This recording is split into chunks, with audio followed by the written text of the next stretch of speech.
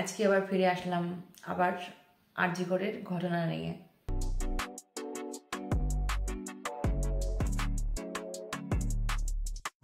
আমরা সকলেই তাকিয়েছিলাম সুপ্রিম কোর্টের রায়ের দিকে। আরজি করের যে ঘটনাটা ঘটলো সেটা সুপ্রিম কোর্ট কি রায় দেয় তার জন্য। সুপ্রিম কোর্ট রাজ্য সরকারের উকিলের কাছে বারবার একটাই প্রশ্ন জিজ্ঞেস করছিল, সেটা হলো 14 ঘন্টা পর কেন এত দেরি হলো মামলা দায়ের করতে। আমরা প্রতিনিয়ত নিউজে দেখছি যে মেন কালপ্রিট, যে মেন সাসপেক্ট তাকে ধরা হয়েছে, তারপরেও কেন এত ঢিলেমি হচ্ছে সুপ্রিম কোর্টে রায় দিতে, বলতে পারো তোমরা? সেই সঙ্গে হসপিটালের যে সুপার ছিল তাকে তো পুলিশ জিজ্ঞাসাবাদ করেছে, কিন্তু তাকে এখনো অ্যারেস্ট করা হয়নি। কেন?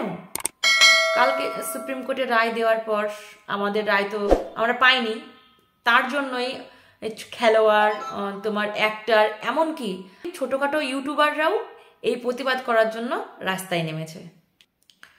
তোমার তথ্য অনুযায়ী আমরা জানতে পারছি যে আরজি করের ঘটনাটা ঘটার পরেও গোটা ভারতবর্ষে 900টি ধর্ষণের কেস দায়ের করা হয়েছে, তারপরেও মেয়েরা তোমার কোনো বিচার পাচ্ছে না।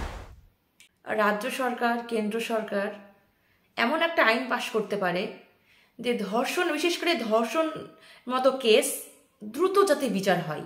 সকলের পক্ষ থেকে সরকারের কাছে একটাই আবেদন করছি যে ধর্ষণজনিত কেসগুলোর রায় যেন সরকার খুব দ্রুত দেয়, তাহলে আমরা যে সাধারণ মেয়েরা আছি